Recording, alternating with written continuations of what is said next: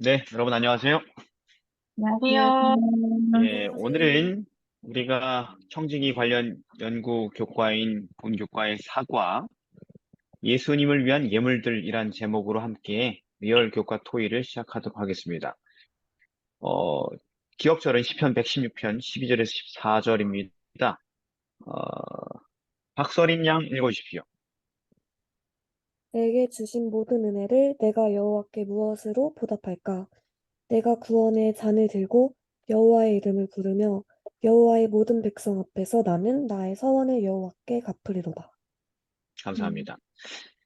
자, 이게 기억절하고 제목을 보니까 지난주에 이어서 이번 과에서 연구할 주요 내용이 뭔 것 같아요? 예수님을 위한 예물에 제일 중요한 것은 드리는 마음이다. 네, 뭐, 그렇습니다. 근데 좀 더 좀 얘기하자면, 성경에서는 이거를 부자로 뭐라 그래요? 헌신? 헌물, 선물. 헌물? 헌물이라 그러죠. 11조와 헌물, 이렇게 얘기하죠, 성경에서. 네, 근데 헌물을, 헌물 이렇게 쓰면 되는데, 예수님을 위한 예물들 이렇게 쓴 거예요. 무슨 얘기냐면은, 성경은 하나님께 대한 우리의 의무 가운데, 11조 외에도 여러 가지 목적의 각종 헌물들이 있다는 사실을 알려준다는 것입니다. 근데 이 얘기를 왜 이렇게 강조해서 교재가 썼을까 생각해 보니, 어, 이 헌금 역시, 헌물 역시 우리를 구원해 주신 그리스도를 위한 우리의, 에, 뭐라고 할까요? 반응이라는 거죠. 믿음에. 제 얘기는 무슨 얘기냐면은, 사람들이 그렇게 생각하지 않는 것 같다고요. 예를 들면은, 저희 교회가 예를 들어서 뭐 작년에 뭐, 헌금이 11조가 뭐 10억 정도 나왔다면, 그, 뭐죠? 월정 헌금? 하여튼 이런 헌금이 한 2억 정도 나왔다고 들었거든요. 네, 근데 어때요? 가격 차이가 너무 많이 나요. 왜 그렇게 항상 많이 날까요? 우리 교회만 그럴까요? 아니면 다른 교회도 그럴까요? 다른 교회도 그럴 것 같아요. 그럼 그건 왜 그럴까요? 11조하고 헌물의 액수가 이렇게 압도적인 차이가 나는 이유가 뭘까요? 왠지 의무를 지켜야 되는 거는 의무대로 지키는데 그 외에 헌금을 드리는 부분에 있어서는 좀 아깝다는 그런 생각을 좀 하는 거 아닐까요? 분명히 우리가 그런 것 같아요. 그죠? 네, 헌금을 그리스도께 드리는 어떤 나의 예물이라고 생각하지 않는 것 같아요.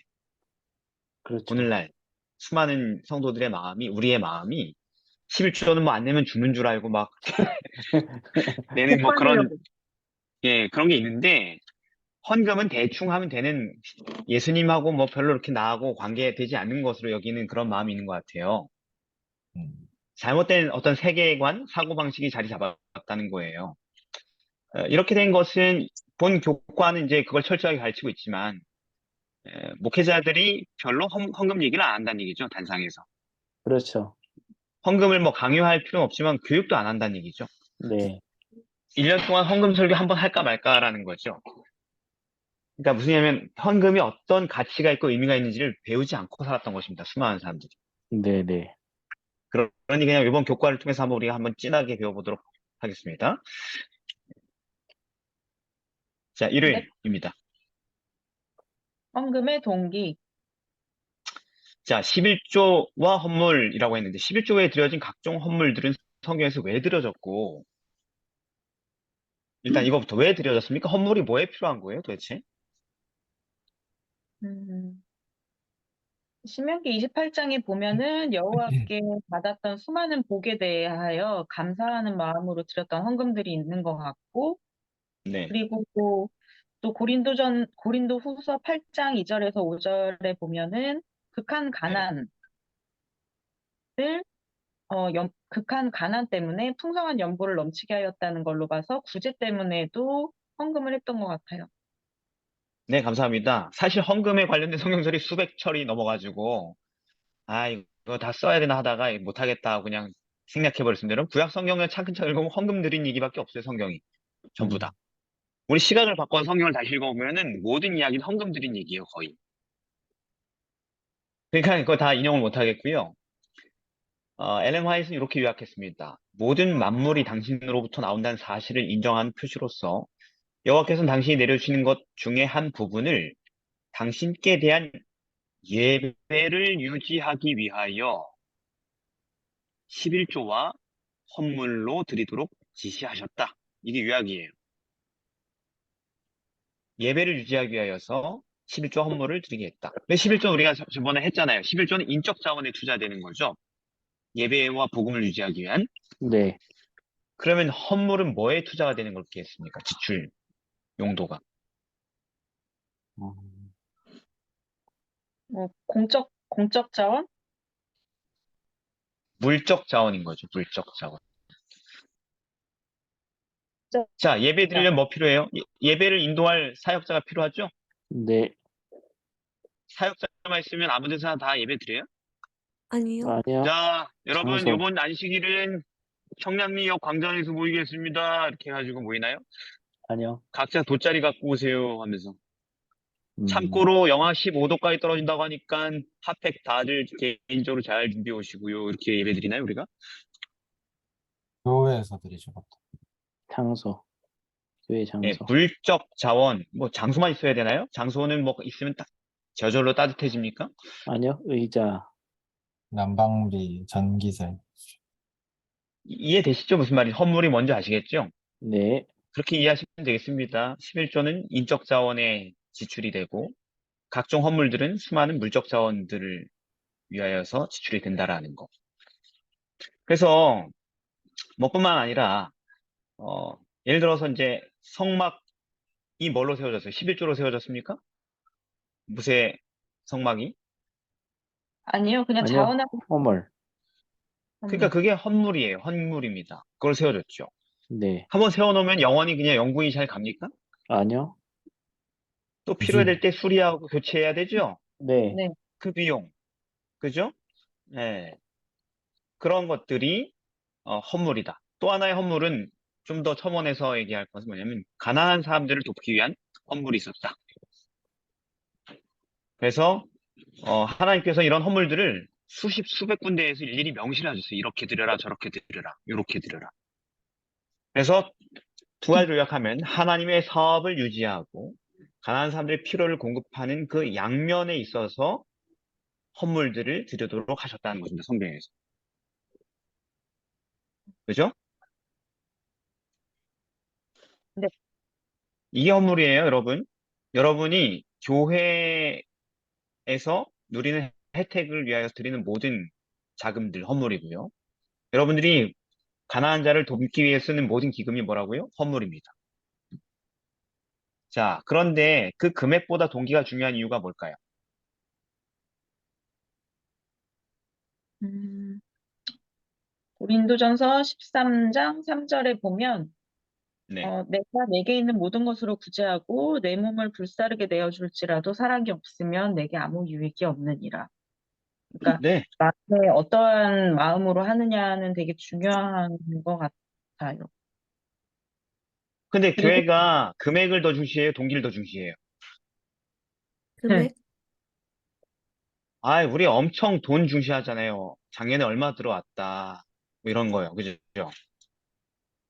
그래서 우리가 올해 얼마 필요하다. 다 이렇게 접근하지 않아요? 그렇죠. 그래서 우리가 이번에 사람들이 얼마를 더 내야 된다. 뭐 이런 거 말입니다. 네. 그게 아니고 헌금을 강조할 때는 헌금 액수가 얼마가 필요하다가 강조가 되는 게 아니고 동기가 더 중요하다고요. 동기. 음, 이런 세계관도 없이 지금 교회가 굴러가고 있는 거예요. 많은 교회들이. 예, 아까 좋은 구절이었고요. 바리새인들 헌금 잘 드렸죠? 11조 같은 거. 그죠? 네. 근데 그들을 위선자라 그랬죠. 외식하는 자들이라고. 뭐 네. 헌금은 잘하지만 율법에 더 중요한 의와 인과심은 버렸다. 동기가 잘못됐다 이런 얘기죠. 네. 그죠? 그래서 이런 위선자였던 바리새인은 세리와 함께 성전에 가서 자랑하듯이 기도하죠. 전 11조 잘 드리는데요. 이렇게 하면서. 결론은 그렇게 예배 드려놓고는 하나님의 인정하심 받지 못하고 떠나버렸죠. 네. 그래서 예수님께서 뭐라 그래? 동기가 제일 중요하다 그러죠. 마태복음 6장에 보면 사람에게 보이려고 그들 앞에서 너희 의를 행치 않도록 주의하라. 헌금 내는 거 사람들에게 평가받으려고 액수 뭐 이런 거 신경 쓰지 마라. 구제할 때에도 사람에게 영광을 얻으려고 나팔 불지 마라. 좀 남을 도울 거면 좀 은밀하게 하면 안 되니? 이렇게 얘기하죠. 근데 우리는 구제를 할 때 은밀하게 할 수 있는 구조예요? 할 수 없는 구조예요? 할 수 없죠. 네, 다 이름 써놓고 금액 써놓고 하니까 이게 뭐 은밀하게 될 수도 없고, 그죠? 네. 그러면 뭐예요? 문제가 뭐예요? 너희 하늘에 계신 너희 아버지께 상을 얻지 못해요. 동기가 중요해요. 돈을 당신이 제가 이 교회를 위해서 미래 자원을 위해서 제 100억을 내겠습니다 하면 기분 좋아요, 안 좋아요, 다들? 좋겠죠. 좋죠. 100억을 내겠다는데 한 개인이. 그죠? 네. 이참에 목사들 사택도 좀 몇 채 사고 막 난리 나겠죠? 축제 분위기죠? 그렇겠죠. 근데 그게 중요한 게 아니라고요. 그거에 다 눈이 돌아가시면 우리는 동기가 중요하다고요. 단돈 1,000원을 내도 동기가 중요한 겁니다. 하나님께는.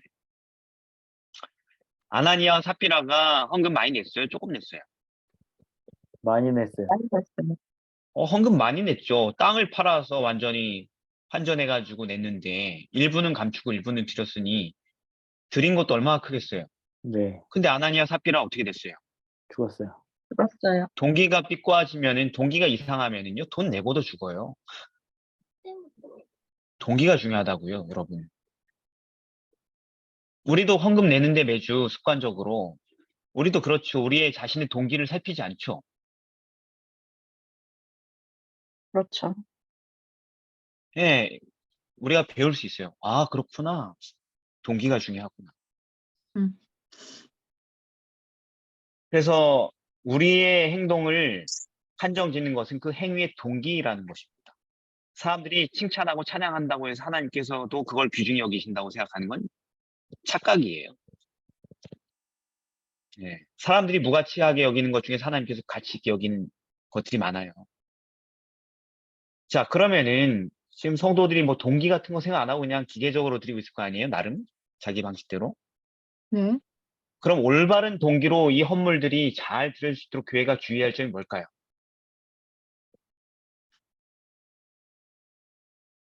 음.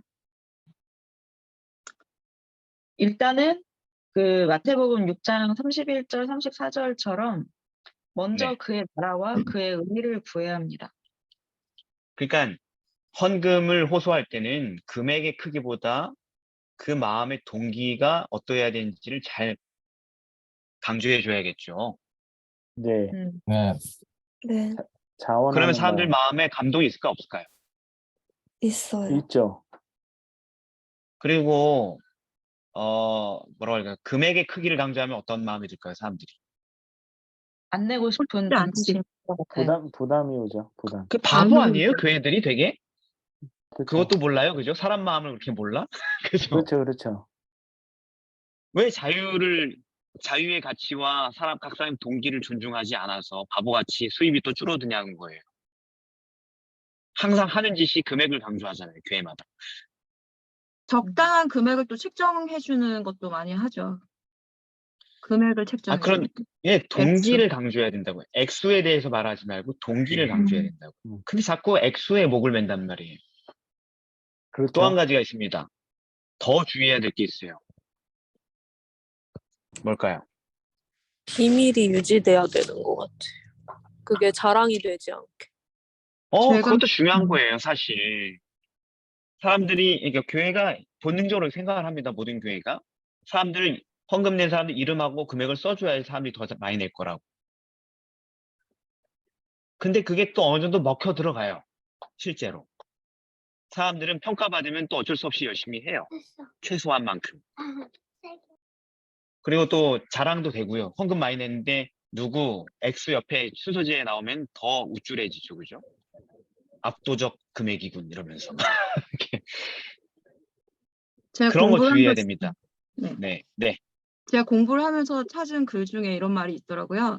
네. 특별히 각 교인의 경제적 수준에 따라 11금을 많이 드렸다고 해서 칭찬하고 격려하는 그런 행위는 결코 해서는 안 되는 것이다. 교회가 그런 기준에서 벗어날 때 하나님의 뜻을 오해하고 잘못 받아들여지게 해서 결국은 우리가 드리는 헌금의 목적을 달성하는 것이 큰 어려움을 겪게 된다. 사람이 어찌 그 은밀한 것을 드러내려 하려는가? 하나님께서도 원치 않으시는 것을. 이런 말씀. 예, 아주 적절한 말씀을 찾으셨습니다. 저는 못 찾은 네? 말씀인데 잘 찾아오셨습니다. 아니, 네. 근데 그러니까, 이거는 진짜 네, 많이 네. 봐서요. 이렇게 하는 거. 그러니까, 우리는 말씀에서 하지 말라는 건 다 하고 있어, 보면은. 그죠? 고집스럽게도 그렇게 해야지 성공할 것처럼 하지 말라는 거 한 걸 말입니다. 합니다. 또 있습니다, 여러분. 더 진짜 나쁜 거, 교회가 하지 말아야 될 거.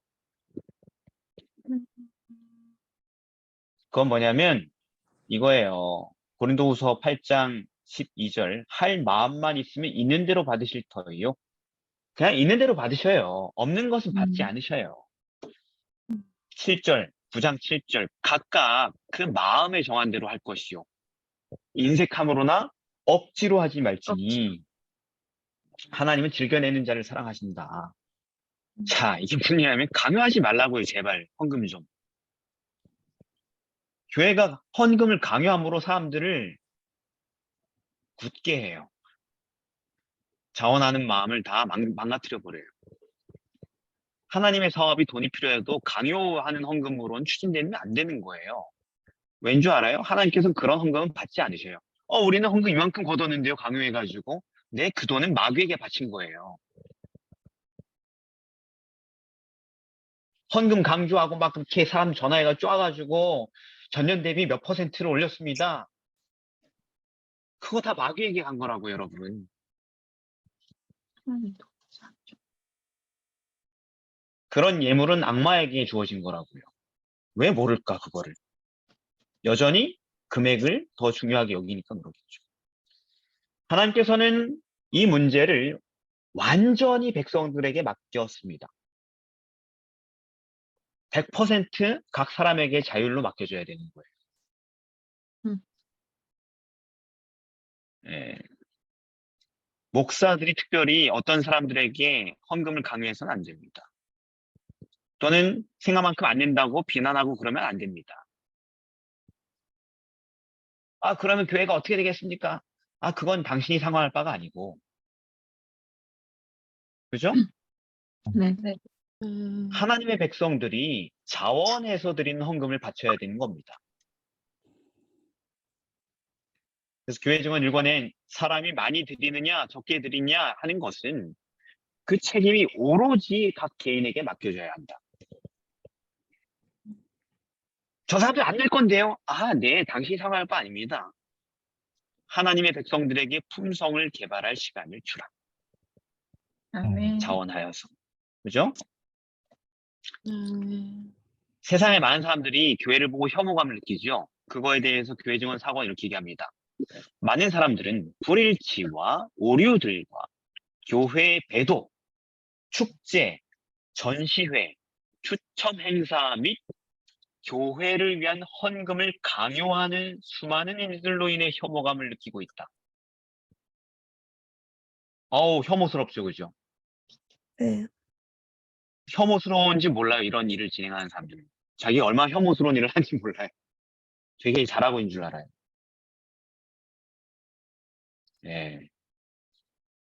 그러니까 자원하는 겁니다. 우리가 잘 알고 있는 성막 건축의 예물을 받는 장면을 보면은 모세가 성막을 지을 거니 예물 가져와라 했을 때 성공했어요? 성공하지 못했어요? 성공했어요. 성공했어요. 대단히 성공적이었죠. 남아 돌았죠. 네. 강권하는 일이 전혀 필요하지 않았어요. 그냥 여호와께서 말씀하셨다. 자원하여 내라. 그죠? 부조화 선지자에서 얘기합니다. 모세는 그때 잘 생각해 보세요, 여러분. 오늘날 교회에서 채택하고 있는 어떤 방법도 사용하지 않았다. 헌금 모금을 위해서. 그는 큰 잔치도 배설하지 않았다. 그는 백성들을 연락과 춤추는 곳과 일반적인 오락장소로도 초청하지 않았으며 하나님을 위하여 성막을 세울 자금을 얻기 위해 복권 제도나 어떤 세속적 방법도 결코 사용하지 않았다. 근데 우리는 헌금을 걷기 위해서 온갖 행사를 벌이죠? 그래서 그게 죄라는 거예요. 그냥 헌금이 필요하니 헌물을 가져오시오. 이게 다예요. 하나님의 방법은. 각자가 마음에서 우러나 바치는 헌물을 간합하실 것이었다. 그런데 그렇게 많이 가져왔다. 그러면 이렇게 한번 해보면 좋잖아요. 교회들도. 여러분 그냥 원하는 대로 하세요. 이렇게 말 못해요? 그거 하는 걸 못 봤어요. 제가 각 교회를 다니면서. 아, 그렇게 됐으면 좋겠다. 멋져 보이는데 되게. 근데 이제 제가 어떤 뭔가 이런 거를 할 때, 제가 맡았을 때는 그렇게 했어요. 근데 제가 말씀드릴 수 있는 건 뭐냐면, 제가 이런 부분들을 맡아서 어떤 뭐 헌납을 해야 되는 일을 맡게 되면은, 남들이들 하던 그 강요를 다 빼고 그냥 자유롭게 하세요. 언제까지 하세요. 이렇게 띡띡 말해놓으면 어떻게 되는 줄 아십니까? 아무 그 다음 노력도 안 하는데, 전년 대비 상승해요, 항상. 무슨 얘기냐면, 오늘날 사람들도 그때 사람들하고 똑같다는 거예요. 뭐가 혐오스럽고 뭐가 기쁜지 안다고요, 사람들이. 네. 강요받는 게 좋아. 예. 자, 이게 너무 할 게 많아가지고, 월요일. 음. 월요일로 넘어가겠습니다. 얼마나 드려야 할까? 아, 그래도 각자 알아서 하라 그랬는데도 뭐 얼마나 드려야 되는지 또 공부하고 싶잖아요. 성경에서 또.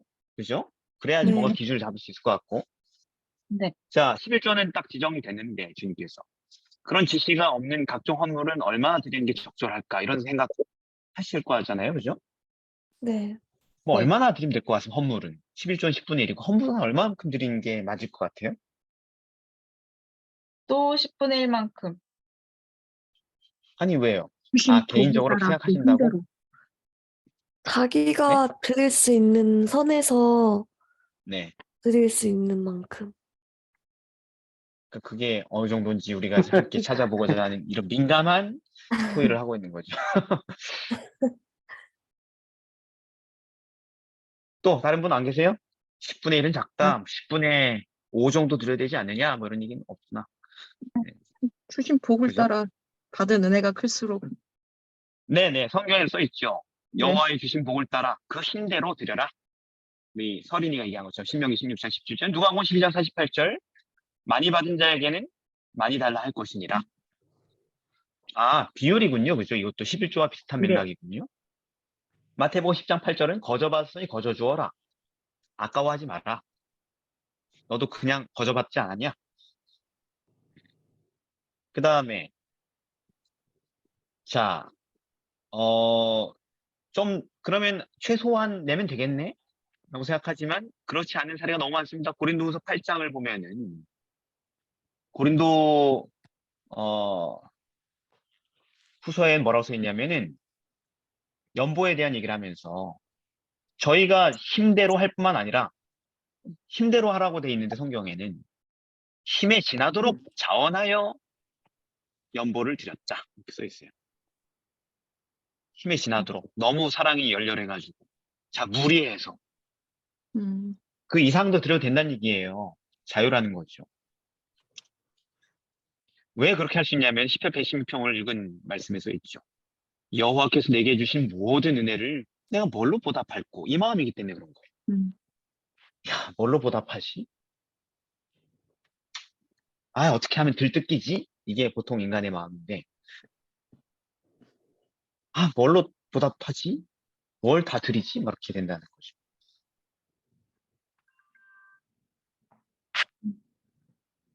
자, 그럼 성경에서는 옛날 사람들은, 고대 이스라엘 사람들은 11조를 포함해서 전체 헌물에 11조를 포함한 전체 헌금의 비율이 총 수입이 얼마나 되었을 것 같아요?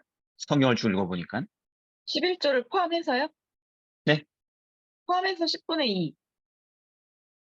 10분의 2, 5분의 1 나왔습니다. 1번 5분의 1.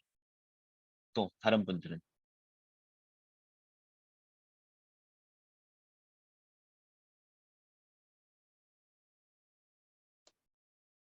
신명기 14장에는 보니까요. 네. 그 3년마다 그 해 소산의 10분의 1이라고 했으니까 네네. 그 3년마다 총 그러니까 수입의 10분의 1이 다시 걷어지는 것 같은데요. 네. 그러면은 비율이 어떻게 되는지 모르겠네. 찾아. 제가 찾은 거는 100분의 13.3333. 잠깐만. 김유 사모님 뭘 이게 찾았습니까? 그게 아니라 제가 이게 맞는 건지 잘 모르겠는데, 맞을 11조를 거예요. 드려요. 그러니까 1년에 한 번 토지 소산 11조를 드려요. 그리고 곡식과 네. 포도주를 드리면 11조 또 다시 먹어요. 그리고 다시 또 드리고, 먹고 드리고, 뭐 계속 그래요. 막, 네? 다 뭐 레이인들이 가져가고, 또 3년마다 그의 소산의 10분의 1을 성읍에 저축해서 또한 기업이 없는 레이인과 그 성중에 의거하는 네. 객과 고아들 또 나눠 배불리 먹으라고 또 하셔요. 그래서 네. 그렇게 하면 또 결국은 하나님께서 우리를 또 복을 주신다고 약속을 하시는데, 제가 네. 답을 이렇게 보면 솔직히 하나님께 드려진 11조 헌물은 제가 답을 쓴 게 전체 수입의 전부고, 솔직히 그 전부를 드린 거 이상으로 하나님께서는 도로 백성들에게 나누어 주셨다라고 저는 이렇게, 그래서 네. 총 수입의 비율을 따질 수 없는 것이 아니었을까? 이렇게 저는 그렇게 생각을 했는데, 네, 모르겠어요. 좋은 이게 맞는 생각입니다만 본문의 아닌 것 정확한 같아요. 뜻은 모르겠어요. 아닙니다. 예. 네네. 지금 신명기 14장에 얘기되고 아. 있는 이 부분이 뭐냐면 제211조라는 겁니다. 성경에서 제211조. 제2. 예, 이걸 잘 모르죠, 사람들이. 교인들이. 교회에서 가르쳐 준 적이 없으니까. 예, 성경에서는 11조가 있었고, 그리고 11조와 또 다른 제211조라는 게 또 있었어요. 그리고 우리가 아까 다루고 있는 각종 헌물은 또 이거랑 또 달라요. 그러면 이렇게만 봐도 10분의 3이에요. 최소. 오늘은 3년에 한 번이니까 아니, 본문을 잘 이해하지 못했어요. 이 본문은 무슨 얘기냐면은, 매년 제21조를 가지고 성막으로 가서 거기에서 이러이러한 지출을 위하여서 이 돈을 쓰라. 그러나 매 3년마다 거치는 제21조는 각자 거하는 성 중에서 구제와 자선에 써라. 이런 얘기입니다.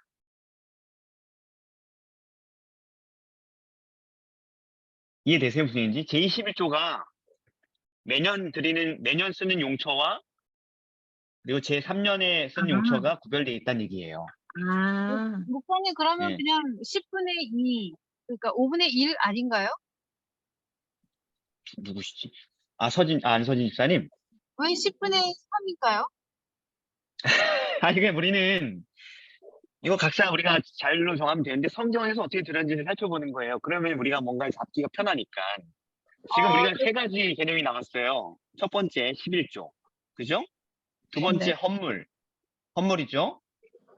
예배와 구제를 위하여서. 그리고 세 번째가 뭐냐면은 제211조예요. 다 다른 거예요. 두 번째 11조. 그게 제 21조가 두 번째 거고. 예, 그러니까 11조와 헌물과 제21조 이렇게 셋 다 다른 거라고요. 성경에서. 아, 그래요? 22절이 제211조예요? 신명기 14장 22절부터 29절까지가 제21조 설명하는 부분입니다. 이거는 좀 따로 연구를 제가 해서 알려드려야 되는데 시간이 많지 않네요. 이거 하다가 다 끝나겠다.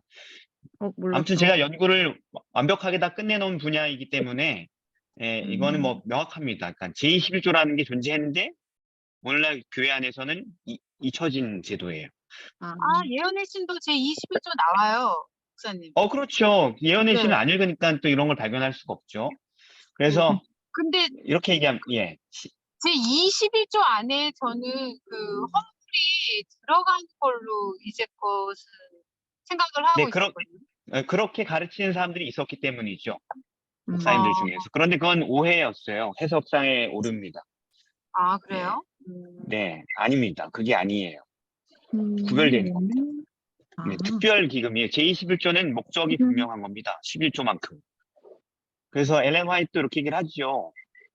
제21조는 민수기 18장과 신명기 14장에 나와 있는 제21조는 2년 동안은 성막이 서 있는 곳으로 가져가서 감사임을 드리고 제사장에게 지어진 몫을 주고 종교적 연회를 위하여 사용하고 그 연회에 이방인과 레위인과 고아 과부를 참석시켜서 잔치를 벌이는 데 쓴 재물이었고 제3년마다는 자기 집 동네에서 레위인과 가난한 자들을 대접하기 위해서 사용하게 되어 있었다. 자선 사업과 접대용으로 자금을 지출한 것이다. 다른 사람을 돕고 또는 사람들에게 접대하는 그런 어떤 대접하는 자금으로 따로 이걸 관리했다라는 거예요. 빈민구제, 자선 용도 이런 데 자유롭게 쓸 수 있도록. 이해되셨어요? 네. 네. 그래서 엘렌 화이트는 네. 부조화 선지자에서 이렇게 얘기하면 히브리인들에게 종교적 목적으로 자선과 종교적 목적을 요구한 헌물은 결국 저희 수입의 4분의 1은 좋게 되었다. 그러니까 수입에서 4분의 1을 넘었다는 얘기예요. 이사. 예. 그 옛날에 땅 파먹고 살던 가난한 사람들이 전체 수입의 4분의 1 이상 기본적으로 다 헌금을 드리고 있었다는 것입니다. 그래서 가난해졌습니까? 부강하게 됐습니까? 부강하게 됐어. 예. 가난하죠. 예. 그리고 다른 구절에는 3분의 1 얘기도 나와요. 예, 4분의 1에서 목사님, 3분의 1 이런 표현들이. 예. 그러면 그 초대교회 때 네. 그 많은 사람들이 재산을 이렇게 팔아서 각자 이렇게 갖고 와서 서로 물건을 서로 유무상통했잖아요. 네. 그러면 이게 물론 협의의 개념으로는 이제 뭐 11조에서 이제 헌물하고 뭐 이렇게 다 더하면 4분의 1 혹은 뭐 10분의 3 뭐 이런 개념이 나오는 건데 하나님께서 궁극적으로 이렇게 바라보시는 부분은 유무상통하면서 약간 공동체 같은 공동 분배의 개념으로 가는 건가요? 아니요. 하나님은 사회주의자가 아니세요. 이스라엘 제도를 보면은 개인의 재산권이 존중되고 있잖아요. 그죠? 네. 맞지 않습니까? 그런데 구제와 자선은 자원하는 마음으로 하게 돼 있었죠. 이런 가이드를 보면 여러분 막 가슴 뛰지 않아요? 아, 이렇게 하면 되겠구나. 이거 이렇게 하면 되겠네. 뭐 이런 어떤 아이디어가 막 떠오르지 않아요? 저는 오래전부터 그렇게 하고 있어요. 계좌를 하나 만들어서 제21조 명목의 돈을 그 계좌에 넣고 있어요. 왜냐하면 이런 게 있으니까 얼마나 좋아요. 내 계좌에 수많은 계좌 중에 자선과 접대용으로 쓸 수 있는 자유로운 금액이 하나 생기는 거잖아요. 음. 여러분들 남 도울 때 어디에서 돈 뺄지 몰라가지고 고민하잖아요. 근데 늘 그렇게 제21조를 구분해 놓은 어떤 보고가 있으면은 남 도울 때 팍팍 볼 수 있잖아요. 그게 빵원이 된다 할지라도. 그렇죠. 얼마나 기가 막힌 제도예요. 성경에 나와 있는 수많은 것들이. 그죠? 네. 네. 너무 훌륭하지 않습니까? 몰라. 그러면 그러면은 우리가 그 사람들이 엄청 많이 들었기 때문에 우리는 그건 너무했다 이렇게 느끼는 게 정상일까요? 아니면 그 사람들보다 더 많이 드리려고 하는 게 정상일까요? 더 많이 설득이 드리는 게 그렇긴 한데. 정상이죠. 여기 이렇게 써 있습니다. 사도행적에 이스라엘 시대에 11조와 자원하여 드린 헌물은 하나님 섬기는 의식을 유지하는 데 필요하였다. 이 시대에 하나님의 백성들은 더 적게 드려도 되겠는가? 이렇게 얘기해요. 하나님께서 주신 원칙은 우리의 헌물이 우리가 받은 빚과 특권에 비례해야 한다는 것이다. 아이고, 엄청 많이 받았죠. 그 사람들하고는 상상도 할 수 없을 정도의 특권을 누리고 살죠. 부와 지식에 있어서. 유대 민족보다 훨씬 우월한 특권을 가진 그리스도인들이 유대인들이 드리는 것보다 덜 너그럽게 드리는 것은 하나님의 목적이 아니다. 실로 우리의 책임은 고대 이스라엘의 책임보다 훨씬 크다. 우리가 받은 사명은 더 광범위한 사명이기 때문에. 그죠? 아멘. 그러나 여러분 다 알려드리긴 하지만 자유입니다. 여러분 자율대로 하세요. 네. 네, 그런데 알려드리는 거예요. 성경에서 뭐라고 하는지. 이렇게 하라는 겁니다. 목사들이 이렇게 하라는 거예요. 헌금에 대해 이렇게 가르치라는 것입니다. 여러분 마음대로 하세요. 근데 이러네요. 하면서 이렇게 알려주는 거예요. 성경에. 네. 부담스러워요. 뒤로 가면 더 뒤로 갈수록 더 깨닫게 하는 말씀이 있으니까 뒤에 네. 계속. 그래서 여러분 우리 교회에서 자금이 자꾸 부족해 안 부족해요? 뭘 할 때마다. 부족한 거 부족하죠. 있어요. 부족할 때마다 뭐예요? 쫙 특별한 건. 하자고 말을 하고 사람들에게 강요 아닌 강요? 뭐 여러 가지가 있는데 이런 말 잘 들어보세요. 그리스도인이라는 사람들이 헌금을 충실히 가져오면 그분의 창고는 넘친다. 그때는 복음을 유지하기 위한 자금을 얻으려고 다자회나 복권 뽑기나 오락회에 호소할 필요가 없을 것이다. 이렇게 얘기를 해요. 복권 뽑기를 왜 해요, 교회에서? 아니, 뭐, 이렇게, 예를 들면은, 기절해. 헌금을 가져오고, 헌금을 다 모은 다음에 헌금에 참여한 사람들 중에 복권 뽑아서 1등상 뭐, 아이팟, 뭐 이런 거 주고 막 그랬겠죠, 말하자면. 예. 투자한 거, 그냥 돈을 내게 할 수 없으니까 이런 아이디어를 자꾸 만드는 거예요, 교회들이.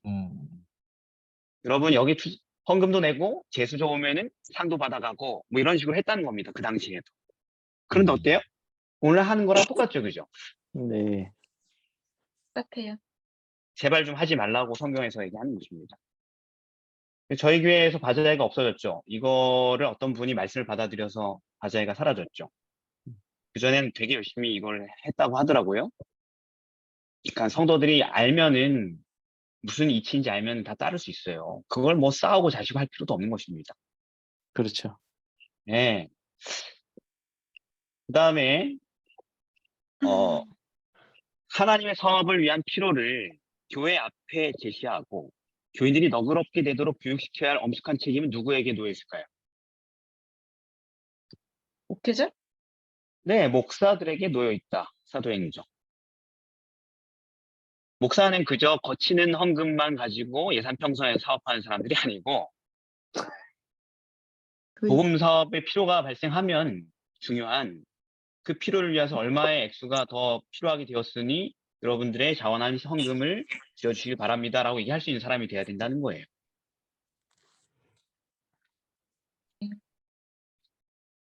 이게 짜증나는 일이 아닙니다. 이렇게 써 있어요. 이 일을 등한히 하면 교인들은 다른 사람들의 필요를 위해 주는 일에 실패하게 되어 주의 사업이 고통을 당하게 될 뿐만 아니라 신자들에게 올 축복도 철회된다.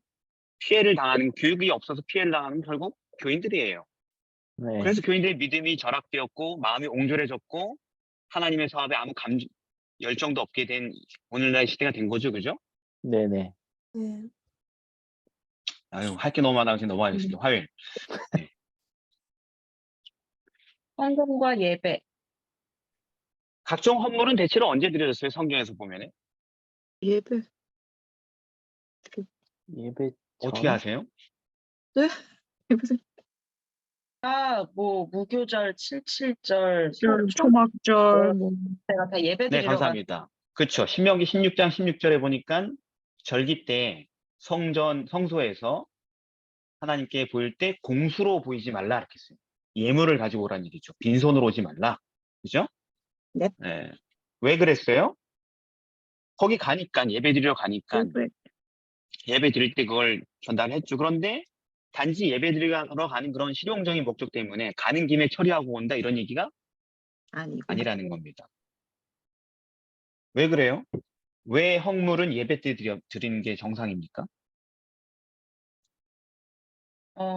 역대상 16장 29절. 여호와의 이름에 합당한 영광을 그에게 돌릴지어다. 네.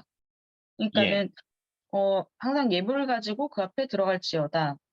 그러니까 그 여호와께 예배를 드리고 경배할 때 그것에 대한 표현으로 그렇게 하는 거 아니에요?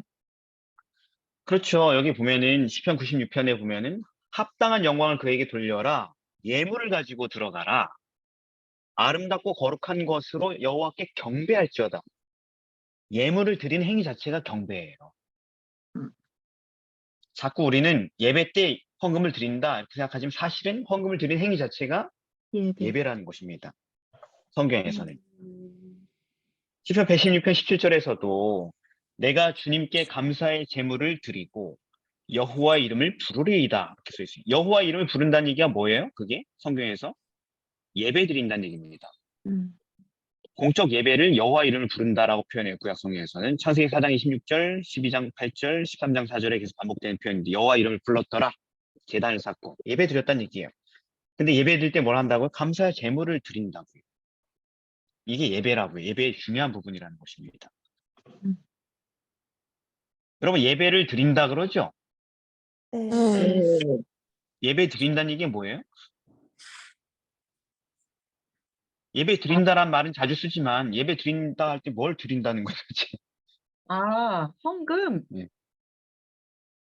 제가 얘기하는 거는 헌금은 그 중에 한 부분일 뿐이고 예를 들면은 로마 12장 1절에 보면은 너희 몸을 하나님이 기뻐하시는 산 거룩한 제사로 드리라. 이것이 너희의 드릴 영적 예배니라 이렇게 얘기했잖아요. 네. 예배는 내가 가지고 있는 모든 것을 하나님께 드리는 행위가 예배예요. 예배는 설교 듣고 오는 게 예배가 아니에요. 아멘. 요즘은 예배를 어떻게 드려요? 설교 듣는 걸로 드리죠. 그렇죠. 별로 드리는 것도 없으면서 가서 듣고 오죠. 그죠? 네. 네. 예배는 드리는 거지 받는 게 아니거든요, 원래. 자, 여러분 예배 받으러 오세요. 이렇게 안 얘기하잖아요. 네. 예배 드리러 오세요. 그러지요. 예배는 하나님께 드리는 시간이에요. 그런 의미를 잘 살려서 경배야 찬양이든 헌금이든 설교 예배든 시각을 달리해야 되는 것입니다. 뭘 드린 게 없잖아요. 우리가 예배 가서. 별로. 네. 드린 게 없으니까 맨날 강팍한 거죠. 우리. 예배 드리고도. 그죠? 또 네. 예배도 올바르게 돌아가지도 않고 그냥 다 모든 본질적인 파괴되고 있죠. 그죠? 네. 그래서 예배 드린다는 말은 자신이 가진 모든 것을 주께 바친다는 의미가 예배 드린다는 것입니다. 음. 자, 그런데 우리가 요즘은 다양한 방식으로 헌금이 드려지고 있잖아요. 옛날처럼 1년에 3번 가서 드릴 필요가 없는 시대잖아요. 네. 심지어 이제 어떻게 해요? 계좌이체. 계좌이체, 토스, 카카오뱅크 뭐 이런 거 그죠? 다 하잖아요. 그럼 어떻게 우리가 이 영적 원리를 우리 현실에 적용할 수 있을지 의견 주십시오. 사실 저도 요즘 계좌이체로 다 하거든요. 정확하게 드릴 수 있거든요. 계좌이체가. 그죠? 수입 발생할 때 즉시 할 수 있고. 그러니까 예배당에 가서 헌금을 드리는 행위가 거의 많이 없어지겠죠. 그죠? 다 모든 예물을 전부 다 계좌이체를 하고 있으니까 이럴 때 어떻게 좀 우리가 적용할 수 있을까요? 뭘 적용해요? 아니 헌금을 예배 때 드린다면서 네. 이 원리를 어떻게 적용하냐면서 하냐는 얘기죠. 그 근데 저, 마음이 네, 중요한 것 서린. 같아요. 어떻게 이게 네, 그냥 네, 뭐 계좌이체로 한다고 해야겠다. 뭐 당연하게 하는 사람도 있겠지만 그거조차 계좌이체 할 때도 그 마음이 정말 감사하는 마음으로 드려지면 그것도 예배가 되지 않을까라는 생각이 드네요. 예, 그렇죠. 계좌 이체도 예배자의 마음으로 하면 된다는 얘기시네요. 말하자면. 네. 그렇습니다. 그렇다고 해서 불경하다고 얘기하실 분이 아니에요. 하나님께서는 음, 그것을. 근데 저는 이거 네, 현금을 요즘 사실 안 쓰잖아요. 다 카드 네, 쓰고. 네, 요즘 그런 근데 시대죠. 그러니까 현금, 그러니까 예배를 준비하면서 현금을 뽑아서 그걸 봉투에 넣고 그 음, 준비하는 그 과정 자체에서 네, 이렇게 하나님께 예배드리는 것에 대한 그 준비하는 마음 그런 게 네, 미리 그러니까 막 급박해 임박해서 막 되게 하는 것보다 그 과정을 저는 좋아해가지고 네, 현금으로 이렇게 해가지고 하는 그게 되게 네, 뭔가 그 마음을 그러니까 음, 서린 자매님께서 말씀해주신 그 마음을 준비하는 음. 그런 거에 대한 저의 좀 하나의 루틴 같이 그렇게 돼서 그게 되게 그러니까 그런 마음으로 하는 뭔가 계좌이체 지금 좋아요, 좋아요. 예, 좋아요. 예. 목사님께서 계좌이체 지금으로 편리하게 하신다 그래서 약간 좀 저는 오히려 좀 충격받았어요. 미안합니다. 우리가 코로나 지난 3년 동안 코로나로 이렇게 전환되면 제가 여기 처음 왔을 때 코로나였거든요. 음, 우리 교회 제가 처음 왔을 때 코로나 시대가 이제 막 시작하는 상황이었고, 사람들이 교회를 안 왔어요. 그리고 교회 계좌가 한 10개 정도가 개설이 돼 있더라고요. 그리고 광고가 나와 있고, 그렇게 하면 된다고 그렇게 안내가 돼 있더라고요. 그래서, 참 편리하네 하면서 했죠. 네. 그러면서 이제 습관이 된 거죠. 근데 아마 이제 시골 교회 가면 또 그렇게 되지 않겠죠. 예를 들면, 어디 시골로 가게 되면은, 거기 또 현금으로 드리게 되겠죠. 계좌이체 할 줄 모르니까, 그쪽 재무님들은. 네, 그런 거 못하니까. 네, 너무 충격받지 마십시오. 하나님께서는 아까도 처음에 우리 얘기했죠. 헌물에 뭘 네. 보신다? 마음. 온기를 보신다. 예. 온기. 그런데 근데 우리 이렇게 그렇게 헌금으로 깨끗하게 뽑아가지고 드리려고 하는 그런 예배의 어떤 의미를 찾으려고 분들도 자유롭게 그렇게 하시면 되는 겁니다. 그죠? 네. 그래서 우리는 지금 안식일이 헌금일이죠, 대부분. 그렇죠. 네. 예배일이니까. 그래서 엘렌 화이트도 이런 얘기를 해요. 안식일보다 더 적당한 때가 어디 있겠는가? 헌금을 드리는 날에 있어서. 왜 그날이 예배 드리는 날이기 때문에. 그리고 네. 이런 얘기도 하네요. 크리스마스는 헌금을 가져오는 특별한 때가 되어야 한다. 동방박사들이 그분께 예물을 드린 것처럼. 근데 이렇게 얘기를 해요. 그대는 동방박사들처럼 예물을 드렸는가? 아니면 원수가 일의 도리를 그르쳐 그에게 예배하게 했는가? 이렇게 얘기해요. 무슨 얘기냐면은 크리스마스 때 우리가 사치하잖아요. 돈 막 쓰잖아요. 여기저기 쾌락을 위하여서. 네. 그 돈은 누구를 예배한 거라는 거예요? 하단. 사단 예배다. 이렇게. 우리가 어떤 데 어. 돈을 쓰느냐에 따라서 누굴 예배하느냐가 바로 직결된다라는 거죠. 자, 할 얘기 많지만 수요일로 넘어가겠습니다. 예, 수요일 제목이 뭡니까? 누가 저 부안장치를 건드렸네. 예. 네, 하나님께서 제목은? 우리가 드린 예물을 기억하심. 네, 감사합니다. 그럼 민수기 7장 읽어보셨죠? 네. 민수기 7장 길어요? 짧아요? 길어요. 너무 길죠, 그죠? 네. 싫어요. 네. 근데 그게 내용을 읽어보니까 내용이 뭐 엄청 길어질 만한 내용입니까? 짧게 줄일 수 있는 내용입니까? 짧게 줄일 수 줄이면 있는데. 있을 것 같아요. 네, 굉장히 짧게 줄일 수 있는 내용이죠. 근데 왜 그렇게 길어졌어요? 예물을 드리는 내용이어서? 아니, 예물을 드리는데 예물이 달라요? 지금 12명의 지파 족장들이 예물을 드렸잖아요. 그죠? 네. 네. 매일매일 하루씩 한 사람씩. 그죠? 네. 그런데 예물들 내용물을 보라고요. 똑같아요? 달라요? 같아요. 똑같아요. 아니, 그러면 컨트롤 C, 컨트롤 V 하면 되잖아요. 그러니까 12지파가 그러니까 각각의 네. 그 헌물을 똑같은 네. 헌물을 드렸을지라도 그것을 드린 사람들을 다 기억하신다는 것을 표현하시기 위해서 이렇게 길게 쓴 거 아닐까요? 그 핵심 그렇습니다. 구절은 89절에 예. 뭐 있습니다. 읽으시죠? 읽으시면 됩니다. 예. 89절에 있습니다. 아, 89절 읽으라고요? 모세가 회막에 들어가서 여호와께 말씀하려 할 때에 증거계 위 아니 맞나 이게? 맞네요. 증거계 위 속죄소 위의 두 그룹 사이에서 자기에게 말씀하시는 목소리를 들었으니 여호와께서 그에게 말씀하심이었더라. 네, 감사합니다. 그러니까 이게 길어질 이유가 없는 성경책인데, 왜냐면은 이하 동문하면 끝나는 거거든요. 다 똑같으니까. 예물이 다 똑같아요. 네. 그것도 12일 동안 봐줄 필요 없어요. 다 한 날 와가지고 한꺼번에 드리면 되잖아요, 그냥. 맞아요. 근데 일일이 줄 세워가지고 하루에 한 족장씩 오거라 하나님께서 기하시는 거죠.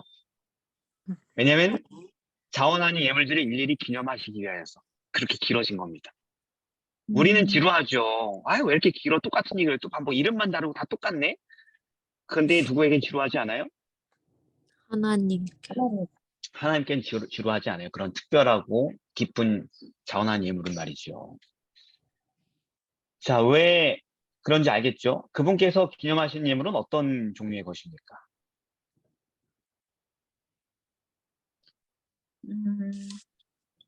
이미 다 얘기했는데 네. 정말 그분을 사랑해서 자원한 예물을 기념하시고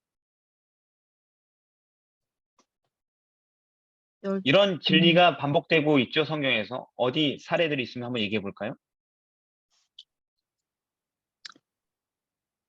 투렙돈을 드린 가구의 이야기와 고넬료의 이야기. 그렇죠. 관아한 가부의 두렙돈 이야기. 그거 기념했죠, 예수님께서. 네. 그 여인은 그냥 음. 몰래 놓고 가려고 그랬었는데 예수님이 굳이 그걸 공개적으로 탁, 얘들아, 저 여자가 연복에 돈 넣는 걸 봤느냐 하면서 이렇게 크게 얘기하죠. 그죠? 모두가 주목하도록. 그래서 시대의 소망을 이렇게 표현하죠. 성전 봉사는 하나님의 명하신 것임을 믿었으며, 그 여자가 드린 게 11조가 아니고 헌물이었던 것입니다. 성전 유지를 위한. 성전 유지를 위해 최선을 다하려고 애썼다. 아무것도 없는 가부인데도 가난한 사람이 자기 할 수 있는 그냥 그것을 했다. 그래서 여자의 행동은 언제나 그녀에 대한 기억을 되새기는 기념비가 되고 영원히 그녀의 기쁨이 될 것이었다. 여자의 마음이 예물과 함께 바쳐졌다. 그래서 기념하신 거예요. 영원히 기념하셔서 성경에 기록하신 거예요. 예수님께서. 그렇게 예수님께서 기념하지 않으면 영원히 아무도 죽을 때까지 알지도 못할 내용이죠. 그렇죠. 네. 또 있어요. 마리아의 상유옥합. 상요옥화. 그건 아예 대놓고 얘기하시죠. 저가 힘을 다하여 나를 위하여 미리 준비했다. 복음이 전파되는 어느 곳에서든지 이 여자의 행한 일도 말하여 저를 기념하리라. 이런 거예요. 마가복음 14장이었고 사도행전 10장에도 누구 얘기 나와요? 고넬료. 네, 고넬료. 고넬료가 백성을 많이 구제하고 기도하고 그렇게 하더니만 천사가 와서 말하죠. 10장 4절에 네 기도와 너의 구제가 하나님 앞에 상달하여 기억하신 바 되었다. 구제도 뭐라 그랬어요? 제가 아까 헌물이라 그랬죠. 그죠? 네. 그의 헌금이, 그의 헌물이 하나님 앞에 기억하신 바가 되었다고 천사가 말해준 장면입니다. 그냥 많이 냈기 때문에 그런 게 아니고 거기에 그의 사랑과 마음과 믿음이 다 함께 있었기 때문이죠. 그러니까 우리가 똑같은 헌금 생활하는 거 좀 우리가 색다르게 한번 해보기 위해서 고민해 볼 필요가 있어요. 그죠? 말라기 3장 16절 여호와께서는 그 이름을 존중히 생각하는 자들을 위하여 여호와 앞에 있는 기념책에 기록하신다. 이렇게 써있죠. 아이고 시간이 없어서 그냥 목요일로 넘어가겠습니다. 마지막 장. 이거 좀 길어도. 특별 계획 큰 병에서 드리기. 네.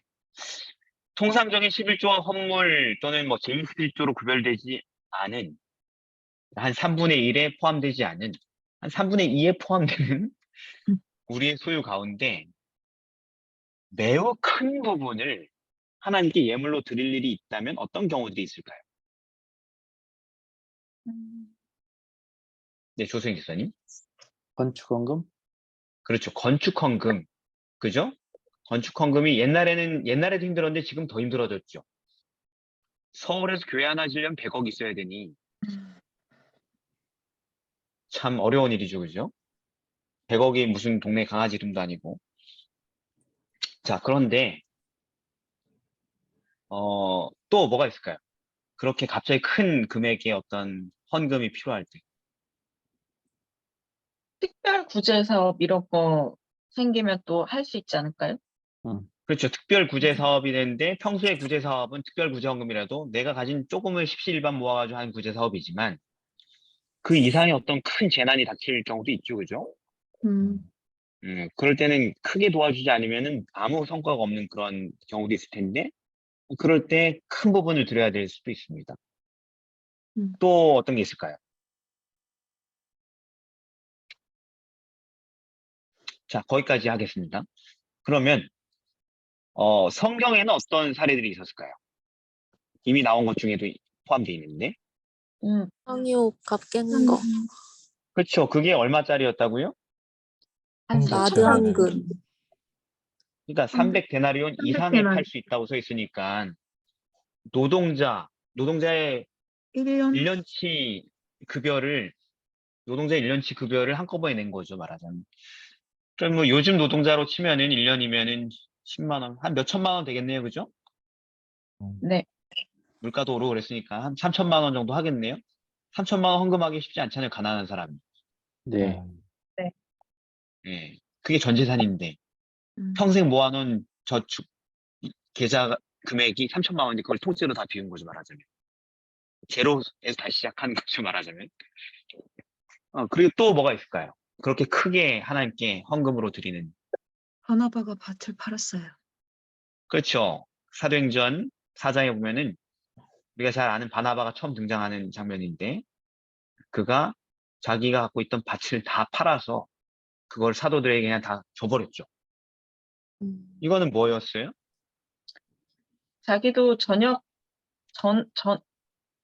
사역자 되면서 헌신하는 거 아니에요? 맞긴 맞는데 전업 사역자가 되긴 했지만 그 앞에 내용을 보면은 각 국에서 오순절날 수많은 사람들이 모여왔고 자기 고향을 떠나서 거기 성령을 받아서 회심하게 됐죠. 그래서 굉장히 경제적으로 어려운 사람들이 무지하게 많았죠. 몇천 명 가운데 말입니다. 고국에 모든 걸 다 버리고 왔으니까 집도 없고, 예? 아무것도 없는 사람들이 얼마나 많았겠어요, 그죠? 그래서 수많은 사람들이 구제에 참여하게 됐고, 복음 사역을 안정화시키기 위해서 자기의 소유를 전부 다 거기 들이둔 거예요. 초대교회, 어린 교회, 그죠? 복음 사업에 헌신한 거예요, 말하자면. 맞죠? 네. 삭개오도 네. 속하나요? 삭개오? 삭개오 소유의 속하죠. 삭개오는 절반, 얼만큼 냈어요? 절반. 절반 넘게. 삭개오가 한 100억은 갖고 있었을 거예요. 요즘 돈으로 치면은. 왜냐면 세리장이었으니까. 세리도 아니고. 세리도 부자인데 세리장이었으니 얼마나 이 커미션이 많았겠습니까? 그러면 수십억을 그냥 나눠줬다는 거잖아요. 네. 구제. 그건 구제에 비해 헌금으로 드려졌습니다. 진짜 이게 4배로 갚았을지 궁금하네. 갚았죠. 그러니까 예수님이 이 사람 아브라함의 자손이다 이렇게 얘기했죠. 그러니까 반은 가난한 자에게 나누고 반은 토색한 자들에게 되갚고 그렇게 그냥 빈털터리가 됐겠죠. 그렇죠. 그래서 사르바터. 구원이 네. 그러니까 여러분 왜 절반만 가난한 사람들에게 줬을까요? 이런 거 안 궁금했어요? 다 주지 왜 절반만 줬을까는 궁금하지 않아요? 자기도 먹고 살아야죠. 우리는 그렇게 생각하죠. 자기도 먹고 살려고 음. 안정적인 기금을 남겨놓구나. 그 절반은 구제가 아닌 하나님께 드리는 걸로 드린 거예요. 일단 이 단서 조항만 보면은 그 뒤에 사배나 갚겠나이다가 포함되어 있잖아요. 토색한 것이 있다면 내가 모든 걸 다 나눠주고 나면 배상을 할 수 없잖아요. 결국 삭개오는 모든 재산을 다 처분한 거나 마찬가지인 거예요. 자, 이렇게 요구가 되어졌는데 삭개오처럼 실패한 사람이 있습니다. 누구예요? 우리가 잘 아는 유명한 분인데. 부자죠. 부자가는 예, 그게 바로 앞에 나온 얘기거든요. 젊은 부자가 넣은 얘기가. 젊은 부자가 너는 네 소유를 다 팔아 가난한 자들 주라 했는데 근심하고 갔죠. 네. 그러니까 예수님 그랬죠. 부자는 천국에 들어가기 이렇게 어렵다. 그러니까 제자들이 쇼크 받아가지고 그죠? 어떻게 그럼 구원받아? 이렇게 하니까 예수님이 사람은 하지 못하지 하지만 하나님으로서는 다 할 수 있다. 이렇게 얘기했죠. 네. 그 말이 실현된 게 곧 이어진 사건이 삭개오 사건이에요. 스토리가 연결돼요. 시간적으로. 그래서 봤지? 하나님은 하실 수 있지? 오늘 구원이 이 집에 이르렀네. 그때 그 친구는 영생을 포기했는데. 그러니까 큰 병에서 드리기가 쉬운 일은 아니죠. 당연히. 근데 우리도 살아가다 보면 결국 큰 병에 들어야 할 순간들이 온다라는 거죠. 아까 사라바 과부도 마찬가지고요. 근데 그건 큰 병이라고 하긴 뭐하지만 가진 게 별로 없어가지고 그러나 생명이 연결돼 있었으니까 그죠? 맞습니다. 또 있어요. 니고데모입니다. 니고데모가 예수님 돌아가신 후에 비로소 믿음의 완성을 보게 되죠. 네. 요한복음 19장에서 무슨 일을 하냐면은 십자가에 달려 죽은 예수님 시체를 내리러 와서 모략과 침향 섞은 것을 100근쯤 가지고 왔다 이렇게 써 있어요. 그 양은 어마어마한 왕을 장례하기 위한 거의 비용 이상인 것입니다. 얼마가 들었을지 상상해. 옥합 하나도 몇 천만 원인데 요 한 병 하나가 조그만 거 100근을 갖고 와서 그게 얼마일지 상상이 돼요? 찾아보세요. 주석 같은 거 나중에. 그러니까 예수님이 그렇게 죽으셔서 초대교회 시작도 못하고 막 다 이제 약해졌을 때 전면에 나서서 자기 재산을 이제 막 팍팍 쓰기 시작하는 거예요. 그걸로 끝나지 않았어요. 이렇게 써 있으면 시대의 소망에서 이렇게 설명하고 있습니다. 주님이 승천하신 후 제자들이 핍박을 받아 흩어질 때 디고데몬 담대하게 전면에 나섰다. 소멸될 것으로 얘기됐던 어린 교회를 받들기 위해 자기 재물을 사용했다. 위기에 봉착했을 때 그는 바위처럼 굳게 서서 믿음을 격려하고 복음 사업을 진척시키기 위하여 재물을 공급했다. 전 재산을 다 교회에 다 공급한 겁니다. 그는 조롱과 박해를 받았다. 그래서 그는 이 세상의 재물에는 가난하게 되었으나 가난하게 됐어요. 다 써버리고 없어지게 됐어요. 그러나 예수님과 회견하던 날 밤 시작되었던 그 믿음에서 흔들리지 않았다. 이렇게 기록하고 있습니다. 우리가 찔끔찔끔 내는 헌금은 우리의 모든 것이 달려있진 않죠. 근데 우리의 모든 것을 다 걸 수 있을 만큼 주님을 사랑하는가? 라는 것을 우리가 확인받는 순간들이 우리의 삶에 올 거라는 거죠. 예수께서 말씀하셨죠. 마태복음 6장 21절. 내 보물이 있는 그곳에 내 마음이 있다. 예, 당연하죠. 그죠? 그래서 우리도 니고데모처럼 그 믿음을 시작하고 흔들리지 않게 되길 바랍니다. 아멘. 그런 선택의 순간이 곧 올 텐데 어떻게 준비하시는 게 좋을까요? 우리가 큰 돈으로 하나님을 섬겨야 될 순간이 올 때 어떻게 준비하시겠습니까? 일단 작은 돈으로 먼저 하는 거를 훈련하고, 그리고 평소에도 돈보다는 하나님 먼저 생각하는 거를 계속 네, 헌신하고 있어야 하는 것 같아요. 네. 또 뭐 실용적인 또 방법은 또 있을까요?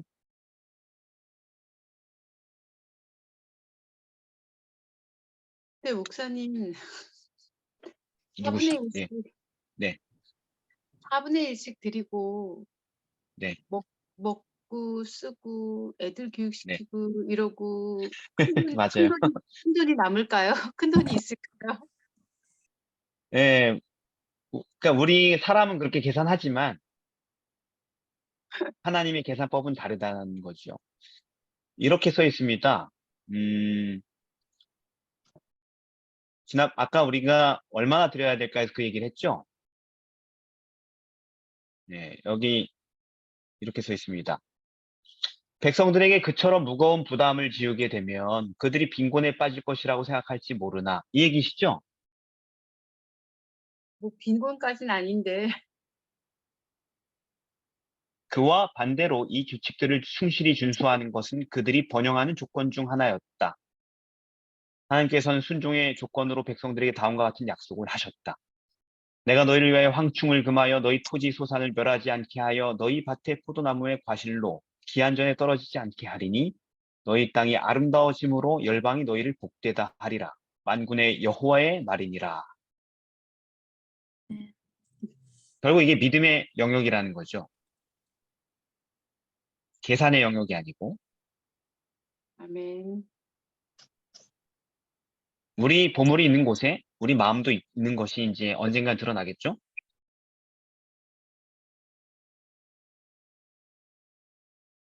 네. 네. 그렇다고 해서 교회에서 무조건 헌금하라고 다 갖다 바치라는 얘기는 아닙니다. 잘 분별하셔서 이것이 주님의 음성인지 분별해서 반응하시면 되는 겁니다. 음, 네. 자, 오늘 뭐 할 얘기는 많은데 돈 얘기라서 그죠? 뭐 충분히 전반적으로 다 다뤘으니까 시간이 너무 많이 지나서 이게 업로드할 때 용량이 힘들다고 하니까 여기서 끝을 내고 기도하고 끝나고 나서 질의응답 받겠습니다. 네. 기도하겠습니다. 사랑의 아버지 하나님, 저희에게 믿음의 큰 도전을 주니 감사드립니다. 저희가 헌금에 대하여서 생각하거나 정립하거나 이해하지 못하는 부분들이 너무나도 많았지만 이번 교과를 통하여서 성경에 나타난 주님 백성들이 어떻게 헌금 생활을 했는지 소상히 살펴볼 수 있었습니다. 주님, 우리의 믿음이 그들의 믿음보다 덜하지 않게 하여 주옵시고 우리의 아멘. 감사가 그들의 감사보다 부족하지 않게 하여 주시옵소서. 아멘. 예수님의 이름으로 기도드립니다. 아멘. 아멘. 감사합니다.